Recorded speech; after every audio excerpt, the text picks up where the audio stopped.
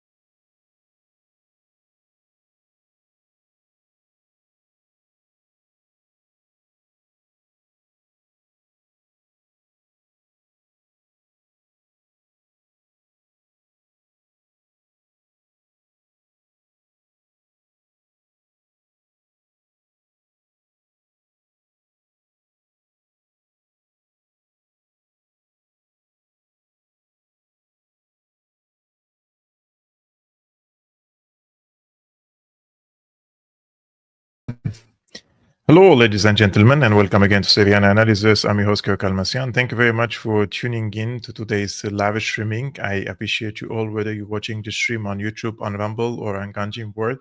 And today it's going to be a special stream, special for me, and I hope it would be special for you. It's not going to be in-depth analysis. However, there's going to be lots of conversations and commentaries about different issues, especially when it comes to the recent reports that the foreign minister of Julani met with the Israeli delegation in Paris yesterday, and they have come to some understandings.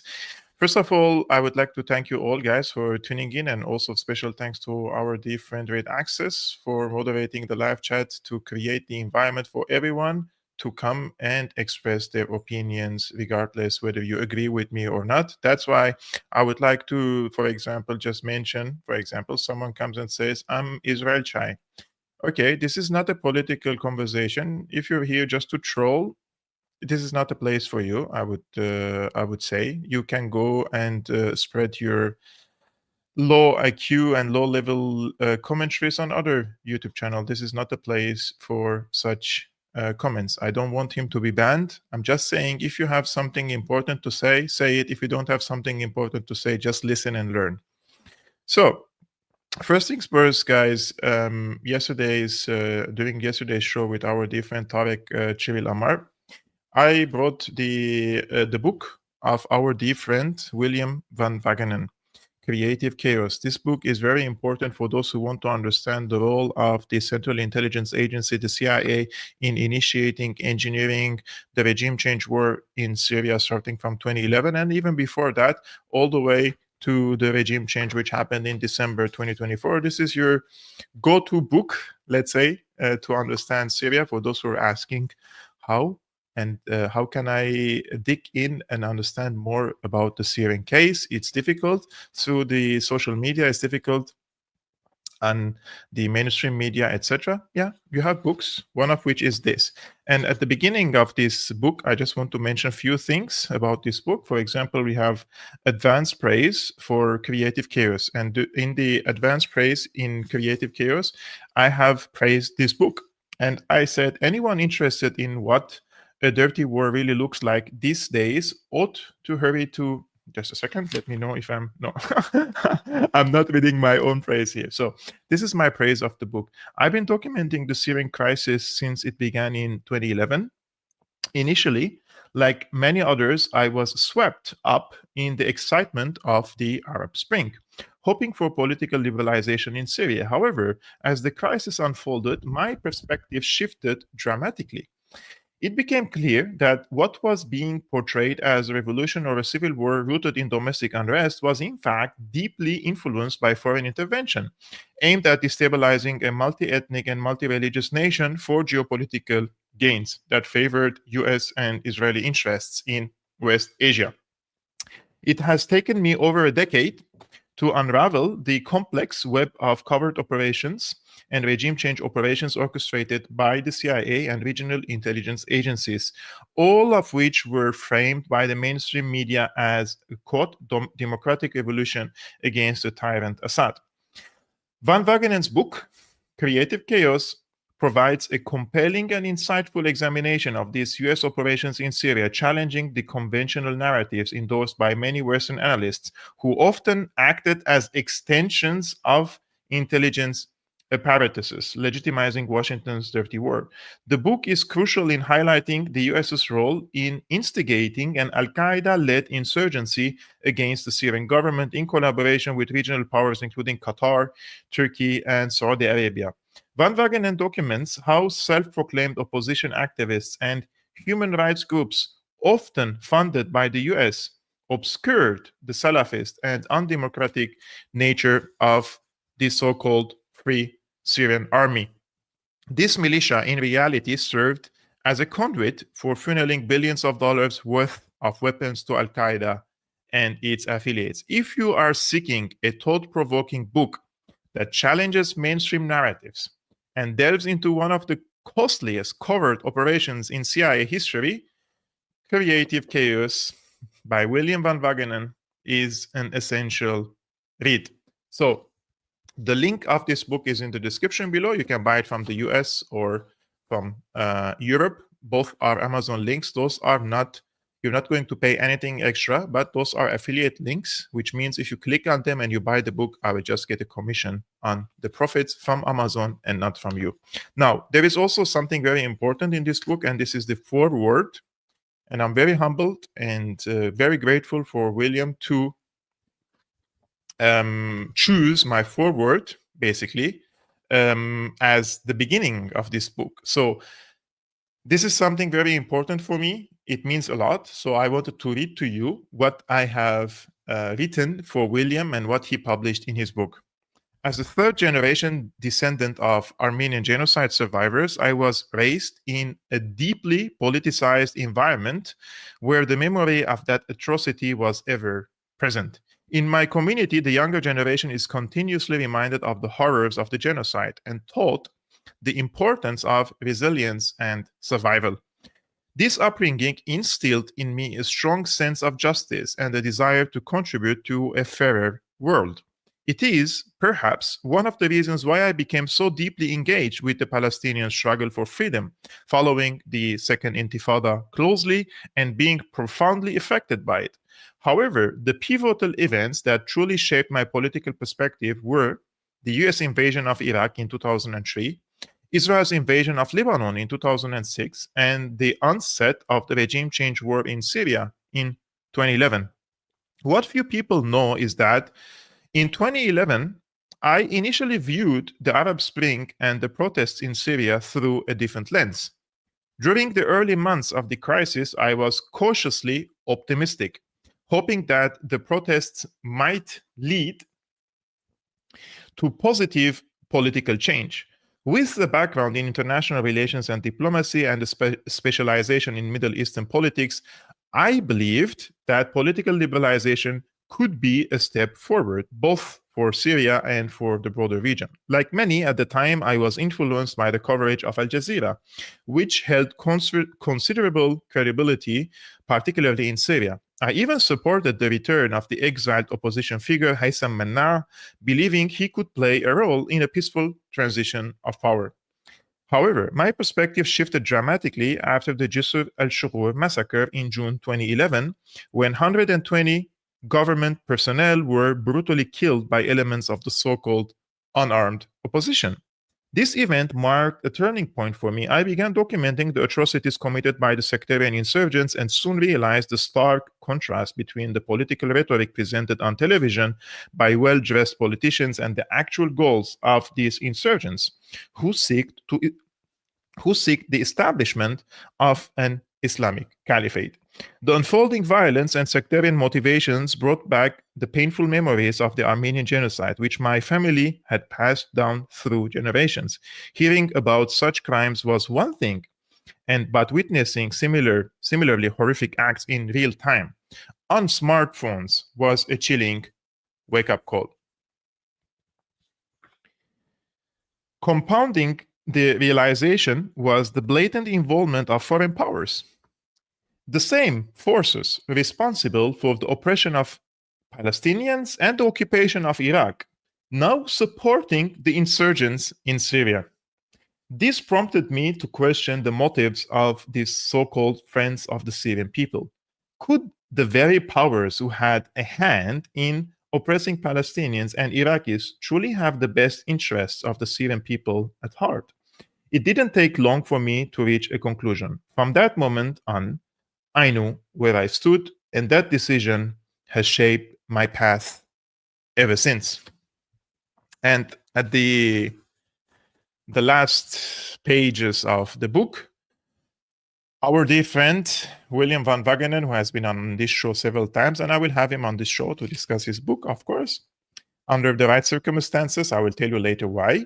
He also praised and gave acknowledgements to few people, one of whom is Scott Horton. He gave acknowledgement to Ben Parker, and he gave also an acknowledgement to Shamin Narwani. And finally, he spoke about me and said, finally, I wish to thank Kevork Almassian, who has provided me with amazing encouragement over the years. I have learned so much from his analysis and research exposing the US-Israeli effort to destroy Syria, despite facing significant dangers to himself. This is the book, Creative Chaos. If you want it, you can get it. In the description below, you have the link. I can't wait to have William on this channel again to discuss his book and eventually the major premise and argument that we had for a long time, for over a decade, because this started in 2011. Today, it's been more than 14 years, right? For 14 years, we argued and said, this war in Syria is instigated by outside forces, not because of the lack of freedom and democracy, but rather because these imperialist powers didn't like the geopolitical posture of Syria and didn't like the position of Syria on the Arab-Israeli conflict or the Palestine issue. That Syria rejected to strike a deal with Israel and push the Palestinians under the bus. This was our major argument. And today,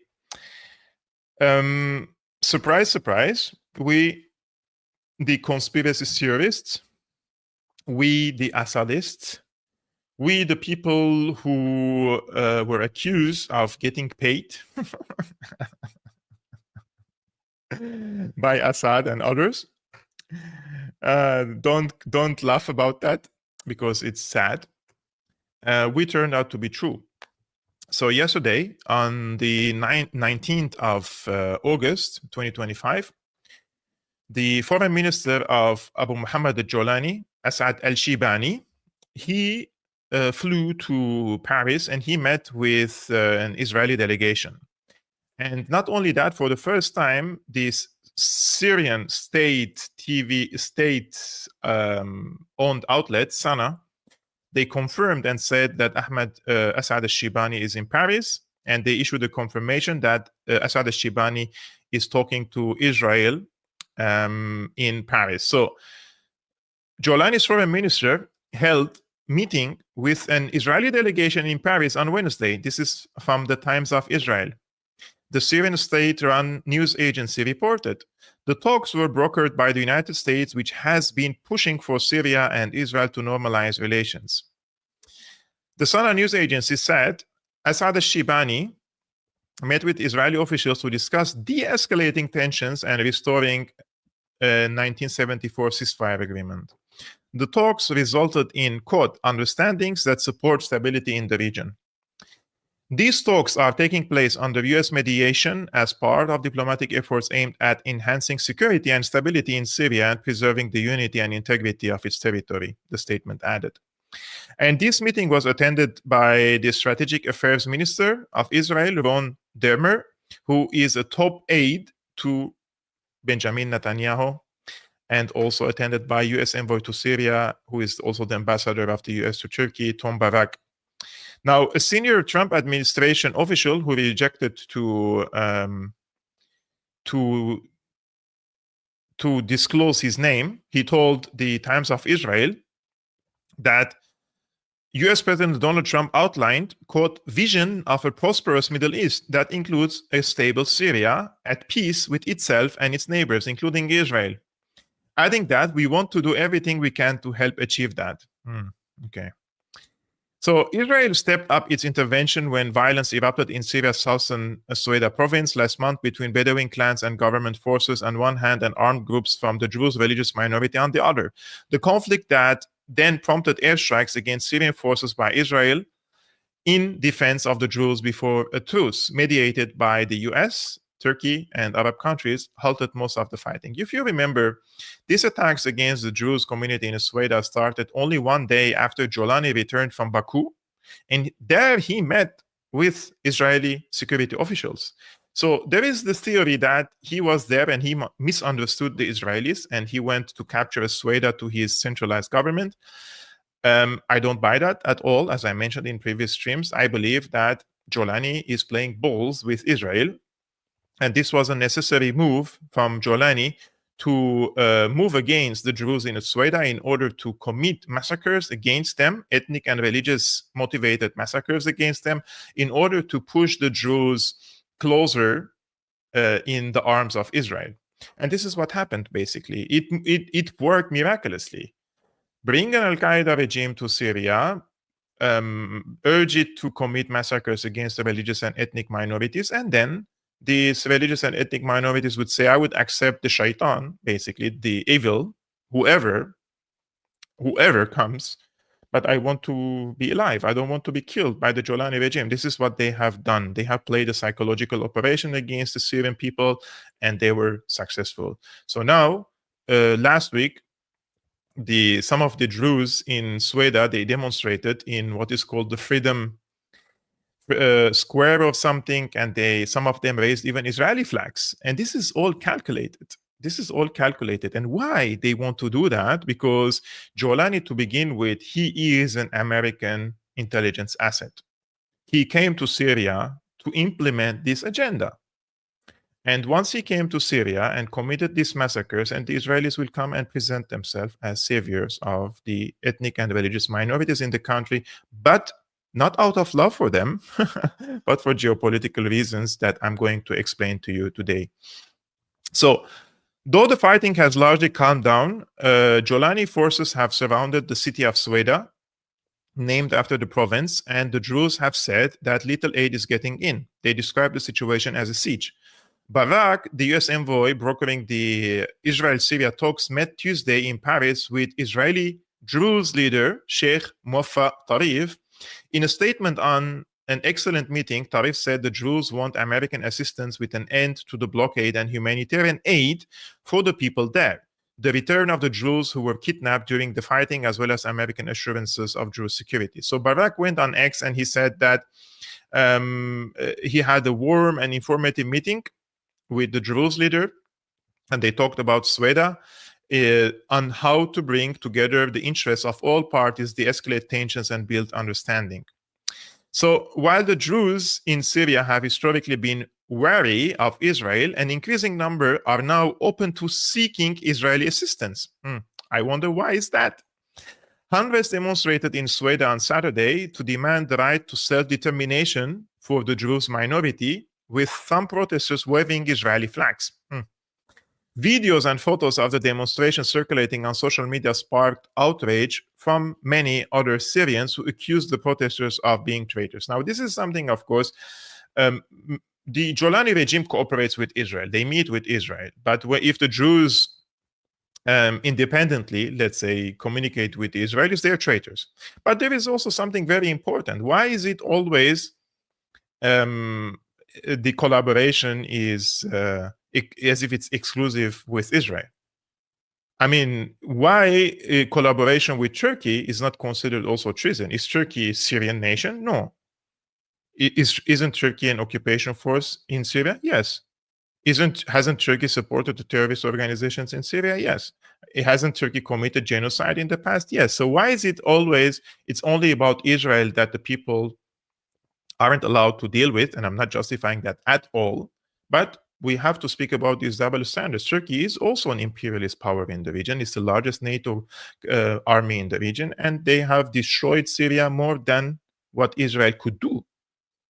The direct destruction that the Turkish support for these terrorist organizations have inflicted upon the Syrian people and the Syrian infrastructure is incomparable with what Israel has done.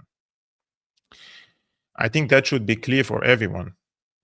So I think when I read such reports, I can't cease but remember all these Palestinians who supported the so-called Syrian revolution, the Palestinians who cheered and celebrated the revolution, so-called revolution, and the takeover of Julani of Syria. So congratulations, really. Here is your reward. Daeshistan, aka Syria, is in direct talks with Israel. So now Al Jazeera pops the champagne because the PSYOP is complete. And why do I say that? Because what Al Jazeera did to the people in the region, to tens of millions of them basically, they hypnotized them, they brainwashed them, they persuaded them, they manipulated them into believing that removing Assad from power is in the interest of the Palestinians. This was the role of Al Jazeera since 2011. Therefore, Al Jazeera served Israel in this particular and very strategic case in the region. Many people do not know this, but we have seen through the lies of Al Jazeera in the past decade, more than that. And we understood that Al Jazeera, located in Qatar, in Doha, and Qatar is a major non-NATO ally of the US, where they host the biggest American airbase in the region. They can't act independently, and they are surely under American influence, and the Americans would task them to wage and run this psychological operation against the Arab and Muslim people. And not only Al Jazeera, we have the Middle East Institute, we have the New Arab, we have many outlets basically reportedly funded by Qatar, including social media influencers, YouTube channels, TikTok accounts, name it. For those who follow Syriana Analysis and don't speak Arabic, probably do not know the gravity of the issue, but Qatar spends tens of millions of dollars per year to these influencers, to these TikTokers, to these YouTubers, to these social media talking heads in order to spread certain talking points. And they all lie in the interest of the Muslim Brotherhood, Jolanistan, Daeshistan, Qatar, and eventually in the interest of Israel. And the proof of that is now what is happening in Syria, right? So this is the leader of, by the way, of the Druze in Israel.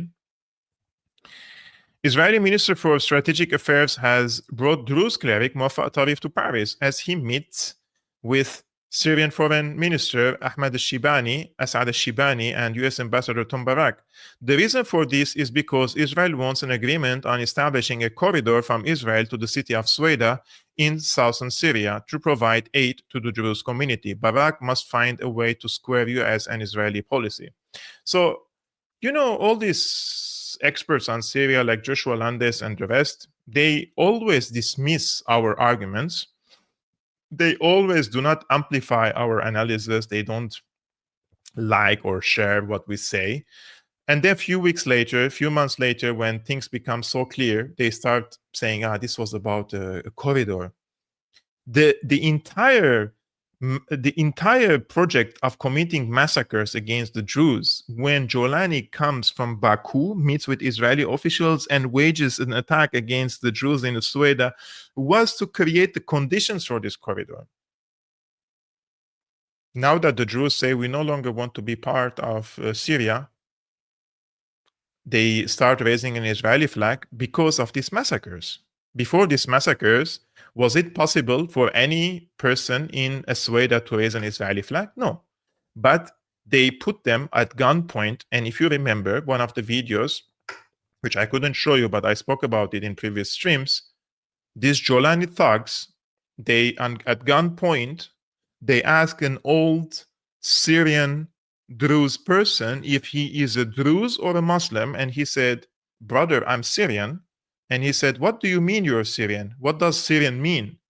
And somebody says, "I checked his ID, he's a Druze," and they start shooting him. Now the Druze in Suwayda, they say, "Last time one of us said, 'I'm Syrian,' you executed him. So we no longer want to be part of this state, this regime." Of course, they're, in my opinion, they're making a fatal mistake, a huge mistake. They will be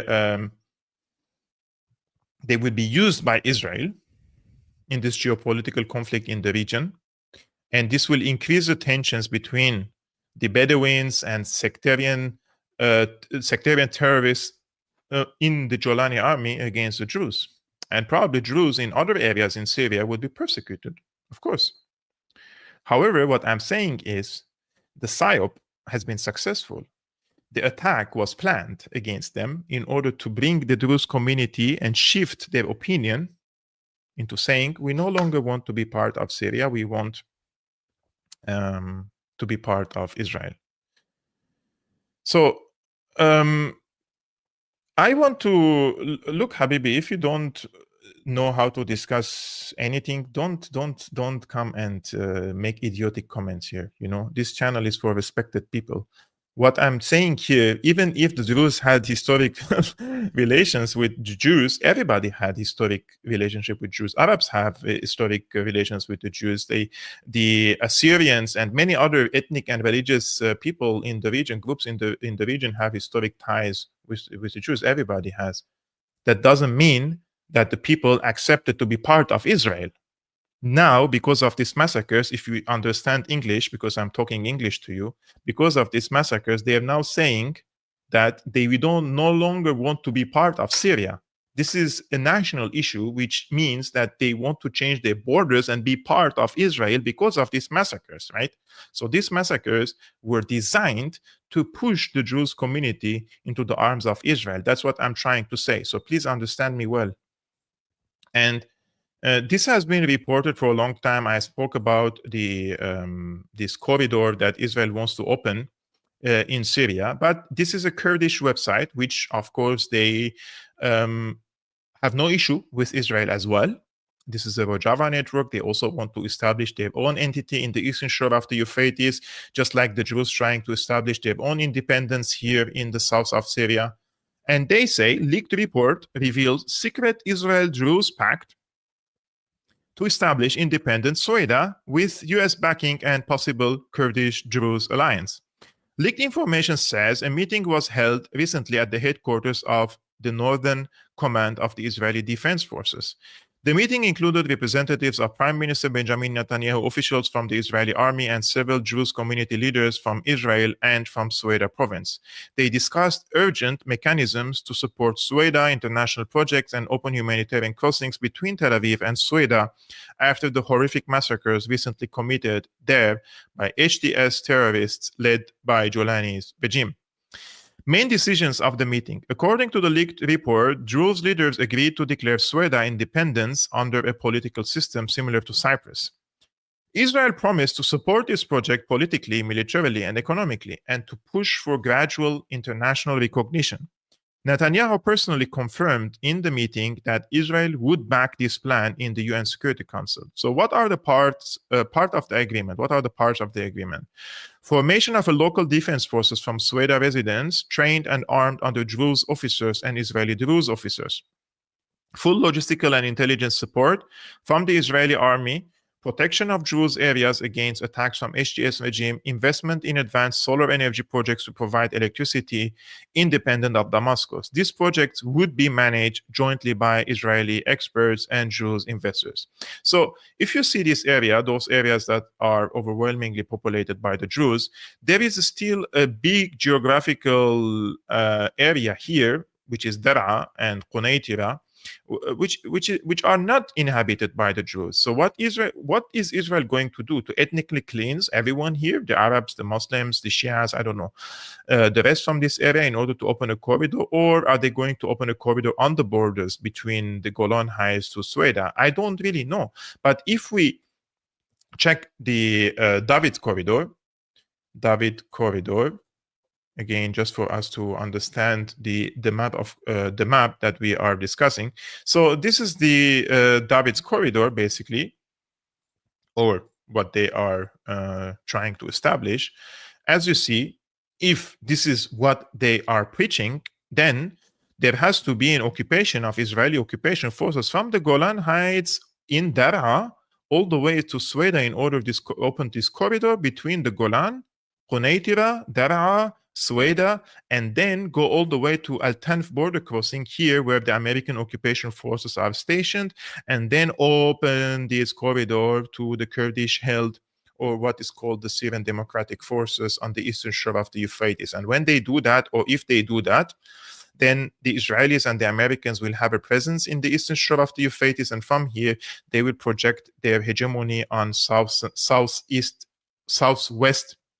Iraq and Al-Bab region in order to destabilize this region, which is considered the human fuel of what used to be called the Axis of Resistance or the Popular Mobilization Forces in Iraq. Now, since I spoke about the people who do PSYOPs, I'm going to bring some examples to you just to understand who are the people or what type of PSYOPs they do online, on social media platforms, for us to understand who are these people, what is their background, etc. So this is Said Ziad. Said Ziad is, of course, I believe he lives in Qatar. Let me just verify this.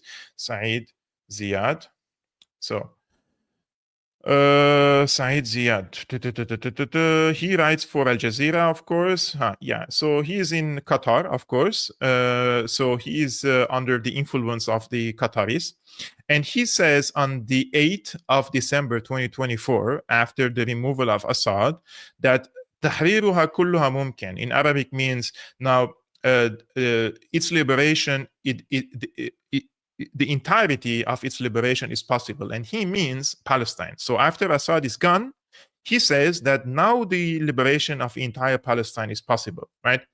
And then this was on the 8th of December 2024, and this is on the 19th of August, which means only yesterday. He says بعد أقل من عام فقد النظام السوري الجديد يعلن رسميا للمرة الأولى عن لقاء بوفد إسرائيلي رسمي. After less than a year, the Syrian regime, now they call it a regime, this new Syrian regime, they declare officially for the first time of an official meeting with an Israeli delegation. But when we warned them back then, they said this is an Assadist talking point. Okay. Another person who is also in Qatar, this person is Bilal Nizarayan. And he says, this is on the 19th, again yesterday, look, for history, the regime of the butcher, Bashar al-Assad, fell before he or his foreign minister sat with any official from the Zionist entity. Meanwhile, the foreign minister of the new Syrian regime sat with the enemy directly just a few months after the liberation. So when Syria fell in the hands of Julani, he called it a liberation. And now he says he puts liberation between brackets. And he still calls Assad a butcher, but he doesn't dare to call the new Syrian regime a butcher.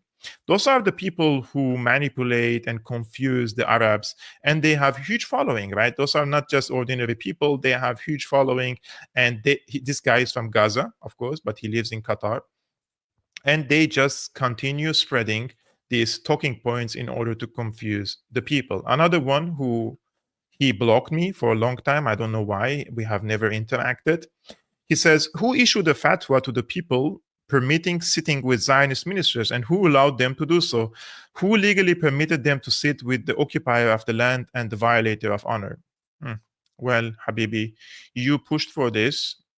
You pushed for this. You wanted this because you were a Muslim Brotherhood, brainless intellectual, just like Khalid Mish'al, who is another hypocrite in Hamas. This biggest hypocrite who, of course, incited against Syria, supported Al-Qaeda in Syria, and even there was a military unit in Yarmouk camp under his and his gang's supervision. Basically, they fought against the Syrian army, and they even allowed the Al-Nusra Front, the offshoot of Al-Qaeda, to come to the Yarmouk camp and fight against the Syrian army, which led to the destruction of the entire Yarmouk camp, which was full of Palestinian refugees, right? And he says, this is on the 10th of December 2024, 2 days after the removal of Assad. He says the liberation of Syria from Assad's rule heralds the liberation of Gaza, Jerusalem, and all of Palestine. So, do you notice the pattern among all these Ikhwanji Muslim Brotherhood types? They all said the same thing back then, and now they are eating their own words. One of them is, of course, Muhammad Hijab, another stooge. He says, if, and it's a significant if, HTS were to seize control of Syria, the prospect of a Syrian offensive against Israel would shift from a distant possibility to probable reality. Do you want to see another more absurd one? Here is another more absurd one. So this is CG Werleman, another stooge. He says, many, if Assad falls, Israel falls. 5 months ago. So what happened? What happened now? So I said, many fled the mainstream media seeking truth only to walk into another trap. I warned from the beginning, not everyone in the so-called alternative media is genuine. Some were always Trojan horses, carefully placed to hijack the awakening of critical thinkers and steer it off course. Now their masks are slipping, but for many, it's already too late. So he apparently responded to me, guys. Just want to show you his response.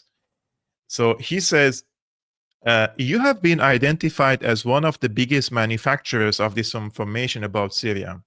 So who identified me to begin with, that I'm one of the biggest manufacturers of this information about Syria?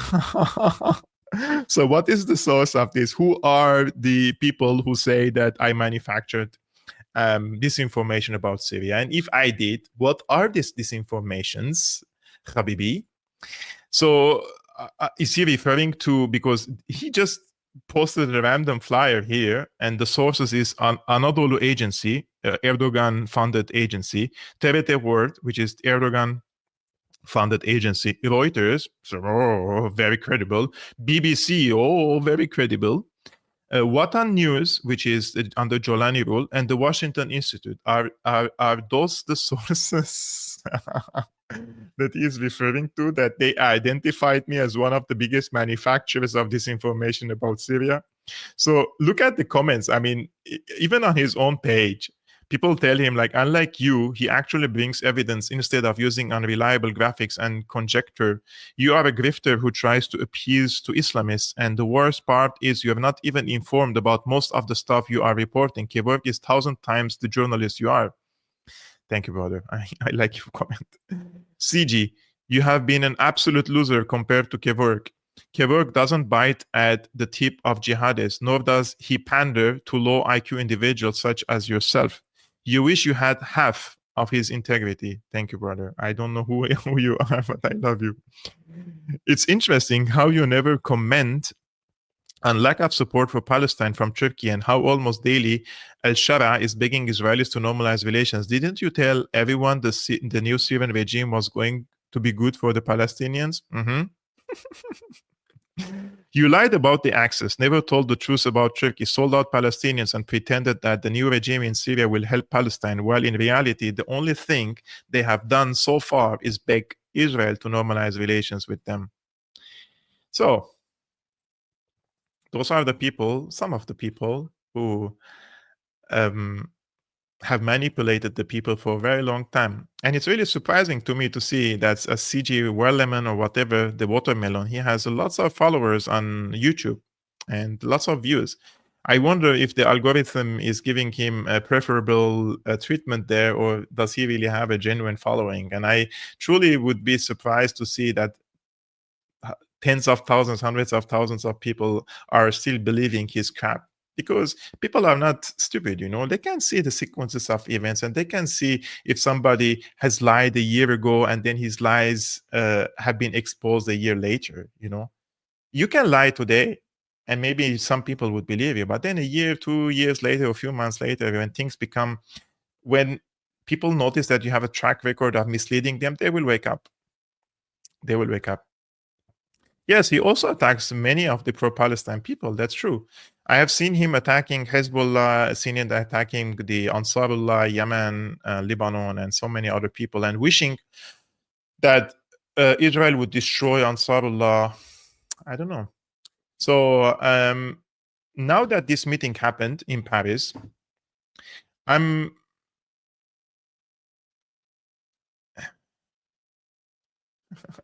He was another brainless comment. Sometimes, really, I just have to laugh. About such comments because this is ridiculous. Anyway, what happened is this meeting between Sheibani and the Israeli minister were in Paris, right? So I just want to remind everyone what happened in 2008. Sarkozy invited Assad to Paris and rolled the red carpet for him at France's Bastille Day. This was, I think, in July 2008. Back then, the foreign minister of France was Kouchner, and the UN Secretary General was Ban Ki-moon. They both talked to Assad verbally and tried to persuade him to shake hands with Ehud Olmert, who stood just behind him. And even Emir Hamad, who was the leader of Qatar back then, the father of the current one, he physically pushed Assad into shaking hands with Olmert. And Assad rejected. Olmert later admitted on Russia Today, saying, had Assad accepted to shake hands with him and strike a deal with him, the West would have opened all doors for him and Syria's so-called civil war would never have happened. So I'm going to show you the video of this when the French official and the UN Secretary General tried to persuade Assad.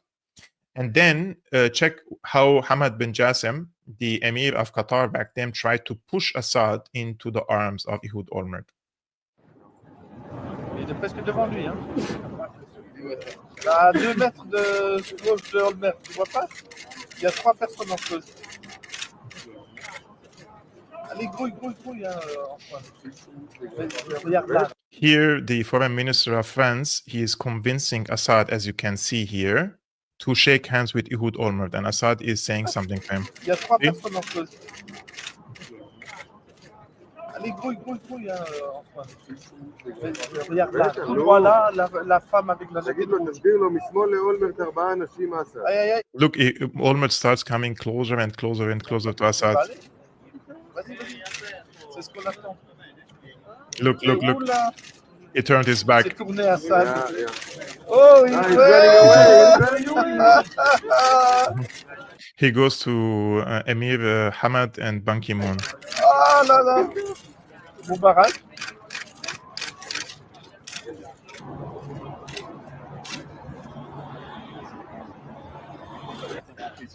Allez, où tonton aussi? Olmert doesn't lose faith. Still, he wants to come after Assad. And now here, the press is asking Emir Hamad to ask Assad to shake hands with him. Check Emir Hamad what he does. Allez, il laisse tourner un moment. Allez. The press is asking again Olmert to shake hands with him, and Olmert says he doesn't want to shake hands with me. I tried. Ah, il a fait He said he wants to. That's Hosni Mubarak there.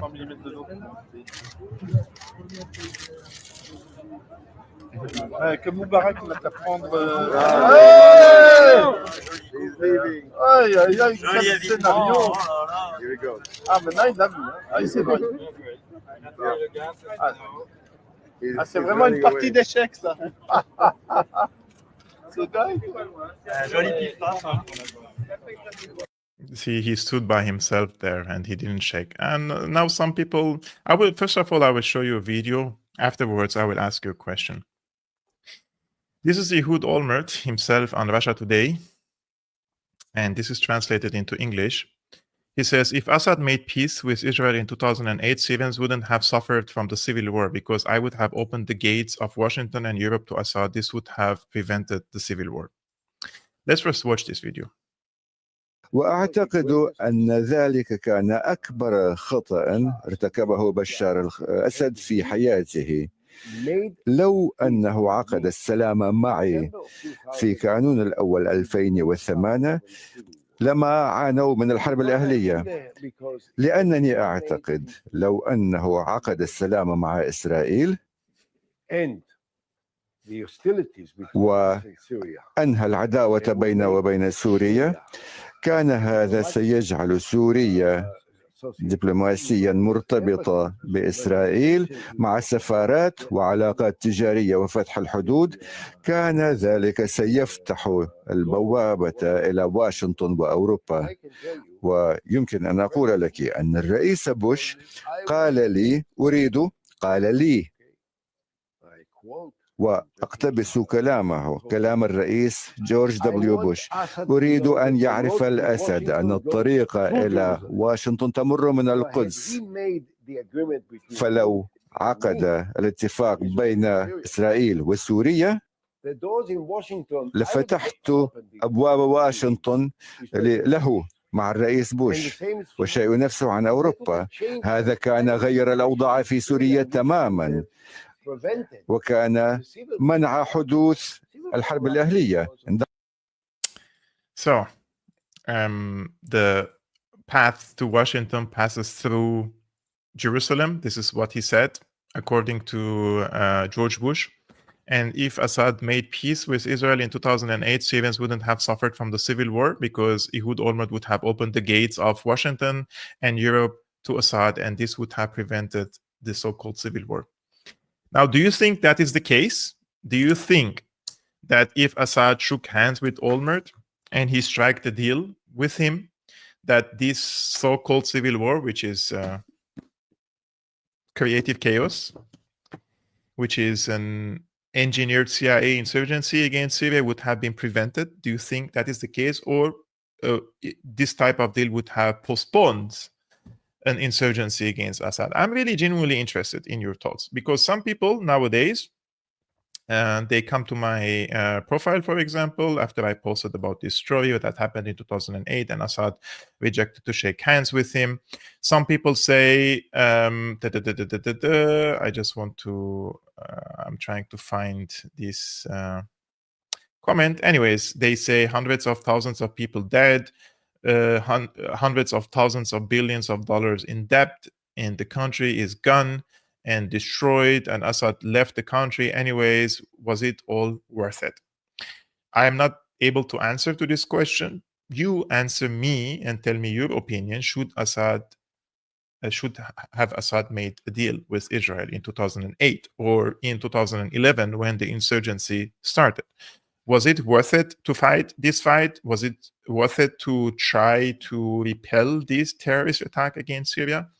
History will write about it. Unfortunately, however, the victors will write history, and victors will distort the history of the Syrian war. But if you want to learn the undistorted and the real version of what happened in Syria, since many hundreds of people joined this stream later, I will again tell you that this book, Creative Chaos, by William Van Wagenen, who has been our guest on this channel many, many times. He published his book recently. He sent this copy, and the foreword of this book is written by me, and I'm very proud of it. And this book is amazing. Really, it has lots of details. So if you want to get this book, you can find the link in the description below. Finally, I will say something about a Syrian actor. Her name is Sulafa Wakhirji. Sulafa Wakhirji, for those who are Syrian or those who know the Syrian scene, especially the art, the movies, the series, etc. Sulafa Wakhirji is one of the best Syrian actors. She is a beautiful human being, a beautiful soul, and she is one of the very few Syrian actors who stayed loyal to her nation and stayed true to her beliefs.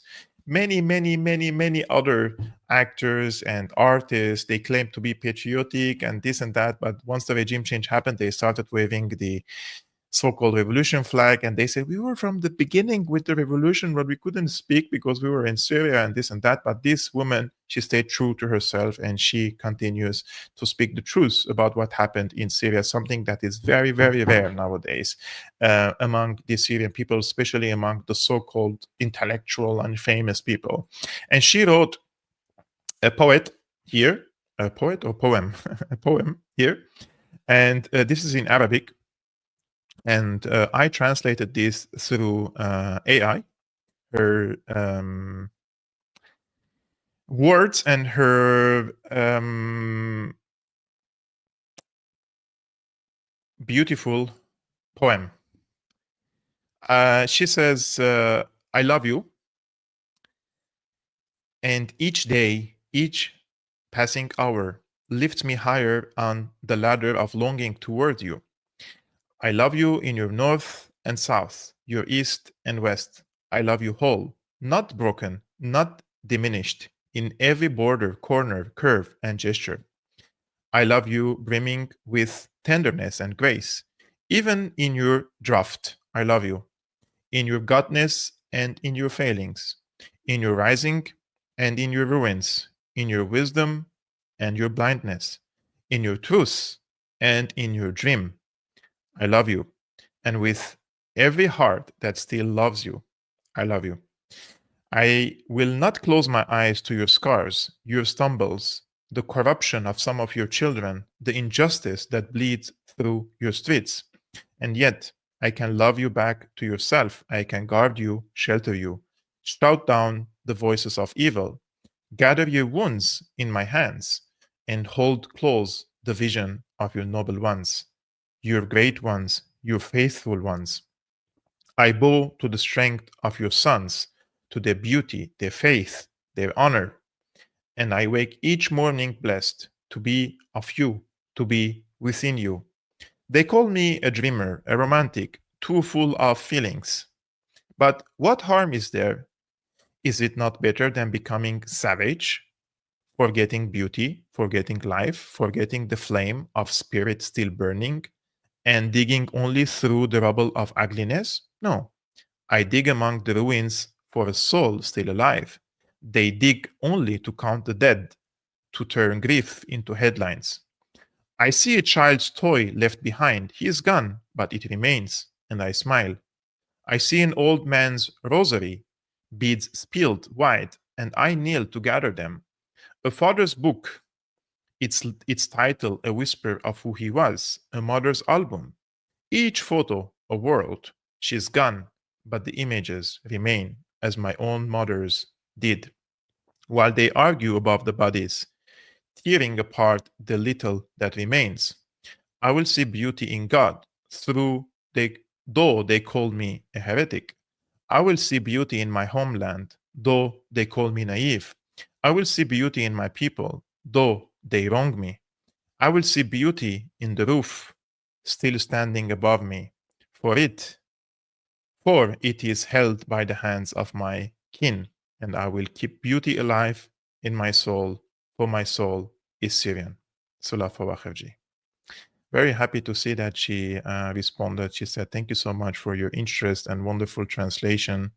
And she started following me on X.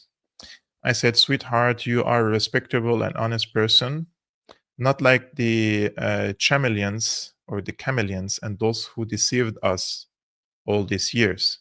All my love to you. This is the hearts made out of the Syrian national flag. Just wanted to also tell you about this to honor her, because very